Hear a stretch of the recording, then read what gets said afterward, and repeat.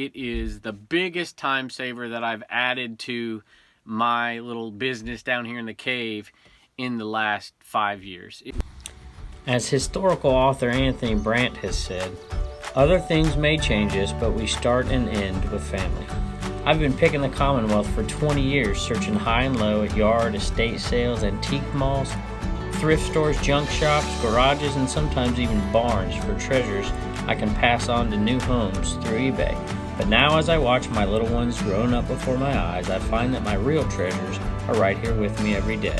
So join us as we pick, flip, and resell on our 2 eBay stores and in our 2 antique booths.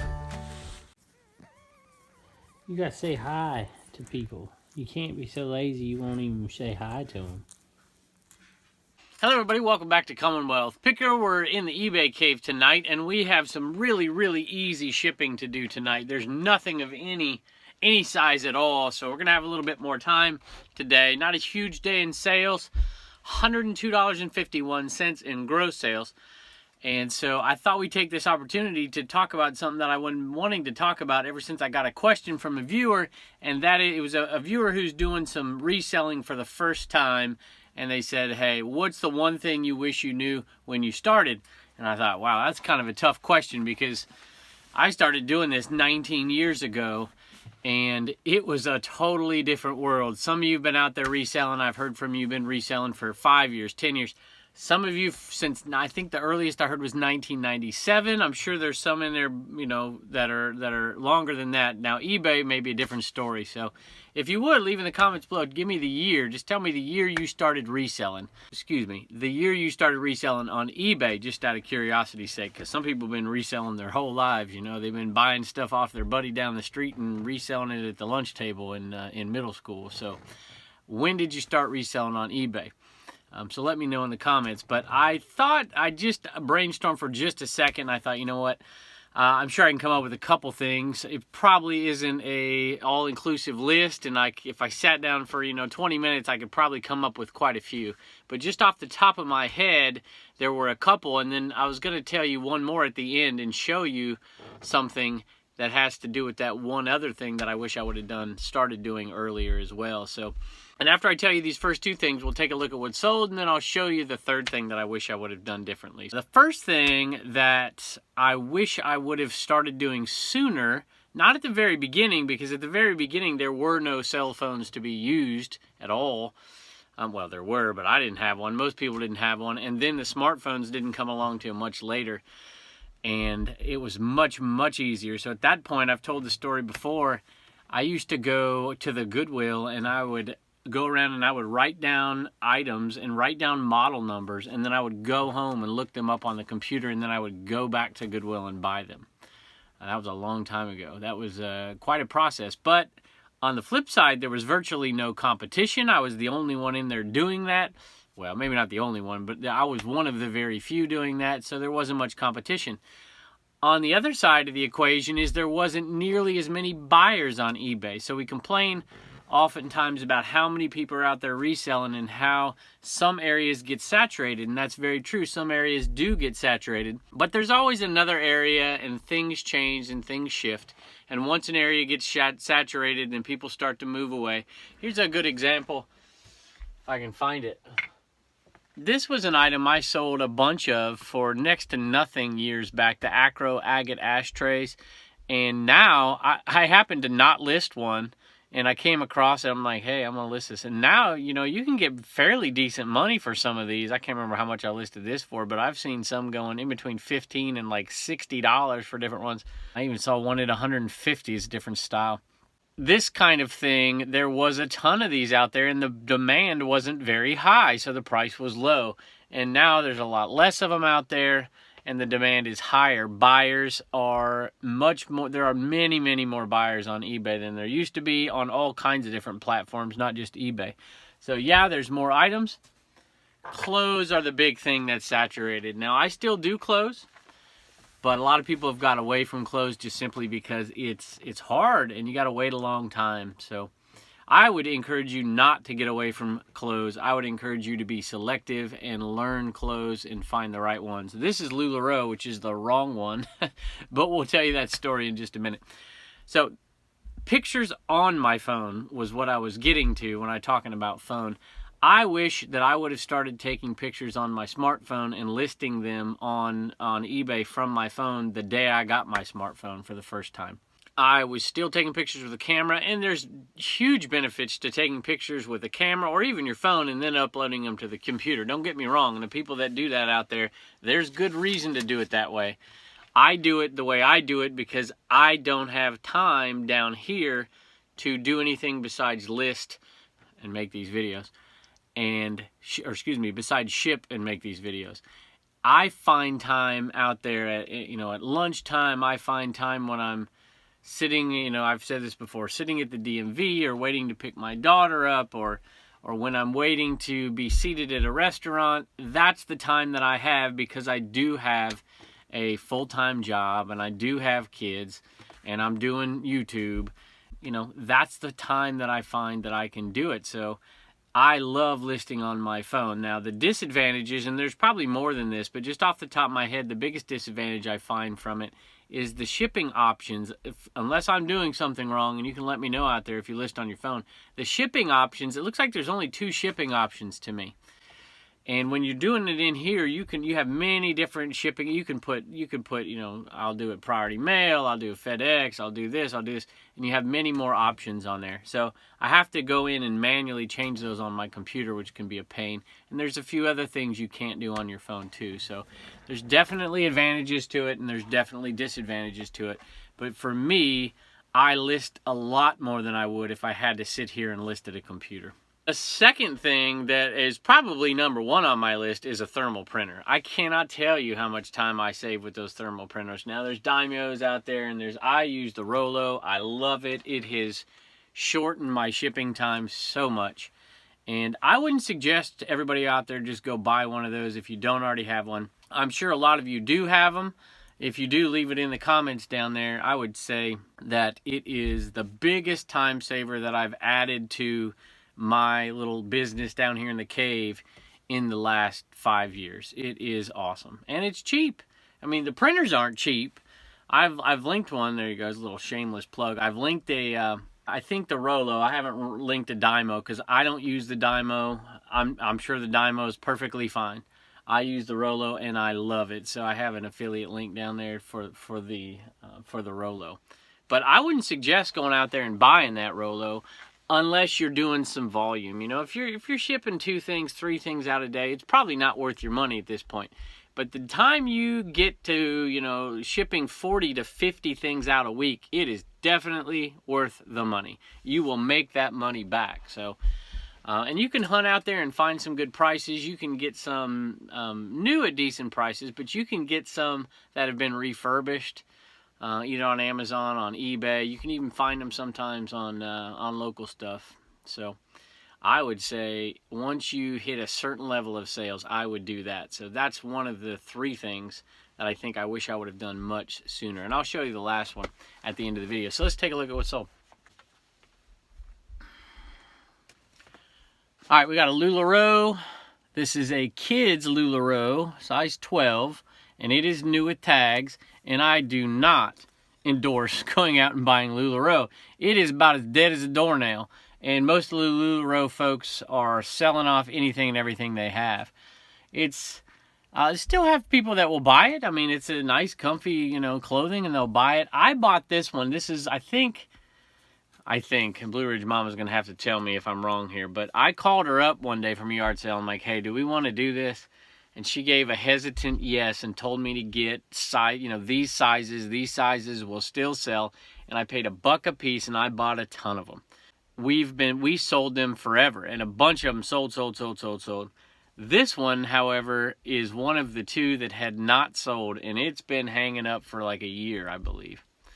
Yeah, I guarantee it has, because the way the pictures are taken. And we sold it for $9.95 plus shipping, $13.80 new with tags. It was a mistake. It was a girl's size that my wife told me not to get the kid sizes, and I just accidentally picked it up with the rest of them. So, all right, so these Care Bears, vintage 1983, posable figures, and they are posable. They move. Okay, Tender Heart, Love a Lot. I don't know what the heck they all are. I wrote some of them down. But these are 1983, and I bought these at a yard sale. I think I aired this yard sale. Pretty sure I did. I'm not positive. It was one, I remember the yard sale. It had a guitar, really expensive guitar. I can't remember which one it was, but it was way out of my price range. But I saw these sitting there, and I got them for $1/4 a piece, and I knew they would sell because I'd sold some in the distant past, and they sold for $20.41. So three in fees, 4, 5, 6, 7. This is going to be almost about a $14 profit for these 3 little bears. And they've lost their little place of honor up here. I moved Sparky up here, and I moved the Noid up here, and I shifted everything else a little bit. So we're going to have to find some other vintage 80s stuff to fill its space up there. This is an Audubon Society field guide to North American birds. I just thought it looked cool. I didn't know anything about it. I figured for 50 cents I'd pick it up and see if it sold, and brought it home, and I figured if nothing else I'd put it in the booth for $3 and it'd probably sell in there. But it does sell on eBay. I sold it for $5 plus shipping, medium mail shipping, so I'll make about $3 on this little book. All right, this is a double wooden block pulley, and it's, you know, got the hook. It's just a traditional pulley you'd see in a barn or something. I think that's where you'd see it. And it sold for $20 plus shipping. And this is something I believe, Commonwealth Grammy out there, you'd have to tell me if I'm wrong, but Commonwealth Grammy, did you give me this? I think that's where it came from. I'm not 100% certain, but I think that's where it came from. And maybe you can send me a message in the comments, Commonwealth Grammy, and let me know where you got this from. All right, and we've sold bunches of these lately, so here's another one. They're going out the door for $8.99. We're down to 7 left. So we've sold these and sold these, making only $4 a piece. But like I said, 22 of them. So in the end, it'll be $88. This is a Blue Ridge Mama retail arbitrage buy from after Christmas last year, I believe is when she got it. I could be wrong. She might have to correct me on that. Maybe this springtime. And she paid $1.50 a piece for these, and we've been selling them for around $10. So this one went for $9.81. So we're only making about $4 on these, but again, there were tons of them, and this is the very last one, and I actually have the wrong one, so I better go get the right one and show it to you. So I'll let you take a look here. This whole thing was full of all the different surprise toys, and we're probably 2/3 of the way through it. This is the one that actually sold, and it's the ketchup bottle. New smoothie mushy ketchup bottle surprises mystery scented plush. So at any rate, they're brand new, and people use them for stocking stuffers, I'm sure, at this point. And we're going to ship it out. $9.81. We'll make $4 on it, and we had, like I said, probably bought like 70 of them. And they've been really long tail, but they're gonna all sell slowly but surely. These are the thing that I think I wish I would have done a long time ago. Poly bags kind of changed it for me because I didn't have to take up space storing so many boxes. I didn't have to cut boxes down to make sure the weight stayed under. The poly bags changed it. Now, you can't ship everything in a poly bag, but going out and buying my first lot of poly bags was just love at first sight. So I started to buy those poly bags, different shapes, different sizes, well, not different shapes, but different sizes.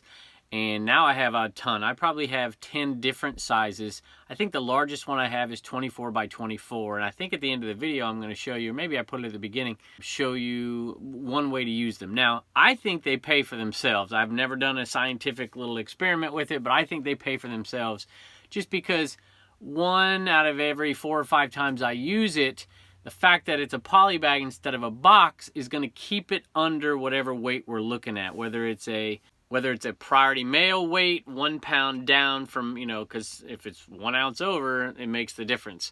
Or whether it's 16 ounces to 12 ounces or 12 to 8 or 8 to 4, whatever it is.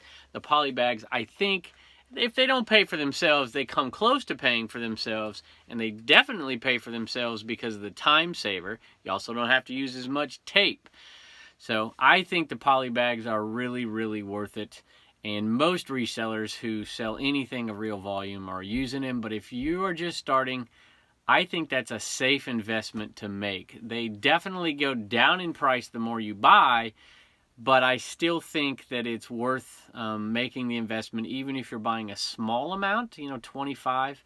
If you can afford it, I'd go ahead and get the, when I order them in minimum of 200 per size, minimum. I really like to order 500 at a time, but there's also the little sample pack that you can find on eBay and Amazon. You can buy, so many of each size, and that's okay too. The prices are higher, but if you want to do it to kind of experiment as you start, I don't think that's a bad decision either. So that's the other decision I think I wish I would have started with and done a lot sooner. I'm going to show you a 24 by 24, and I think the benefit of having that giant bag, plus cubic shipping, which is something we haven't talked about very much, and those poly bags, which is maybe a topic we'll talk about down the road. So stick around and check that out, and let me know what you think in the comments. Thanks for joining us, and we'll see you next time. Hey, I want to show you one more item that sold just as we finished printing the last shipping label. And this is something we ended up buying for $1.50. We're selling them for $12.95. So we're making about $6.50 to $7.25 profit, depending on where it's going. And it's a great little retail arbitrage item. I have sold a few already. We have one left, and then we have a bunch that are just plain Rudolph. So they were from Big Lots. They were originally $6, and we're selling them for $12.95. Hey, as I'm shipping out this jacket, which is really big and really heavy, thank goodness it's going to, I think, Hickory, North Carolina. And I just wanted to show you a bag that I don't often use, but I do have, I think about 50 of them like 2 years ago, and I occasionally use it. So this is a 26, well, it's really about a 24 to 25 inch bag because of the tape at the top, the adhesive, by 24. So it's 24 by 24. This bag is, and they are pretty useful from time to time. They can sometimes save you enough ounces to save you $3 or $4 on something, maybe a little bit less. In this case, I'm going to just wrap it in this bag and probably put it in a 12 by 12 by 8 priority mail because it's only going to North Carolina. But sometimes I think it's a decent investment to get all kinds of different size poly bags, and this is about as big as you can get it. And I would say you could put some gigantic jackets in there. I mean, you don't get a jacket much bigger than this thing. And you could ship it just like this, and it would be no problem at all. Like I said, I'm going to put this in a 12 by 12 by 8. And it'll have to be kind of cramped up a little bit to get in there, but it'll fit. It should be no problem. And if I can remember, I'll put this in. I'll put a link below in the affiliate links, and if you want to grab them. They are kind of pricey. I can't remember exactly how much, but they are pretty pricey as far as poly bags go. But I'll check them out on there, see if I can remember to put a link. Anyway, thanks for joining us. You finally getting up, girl? Huh? You finally getting up?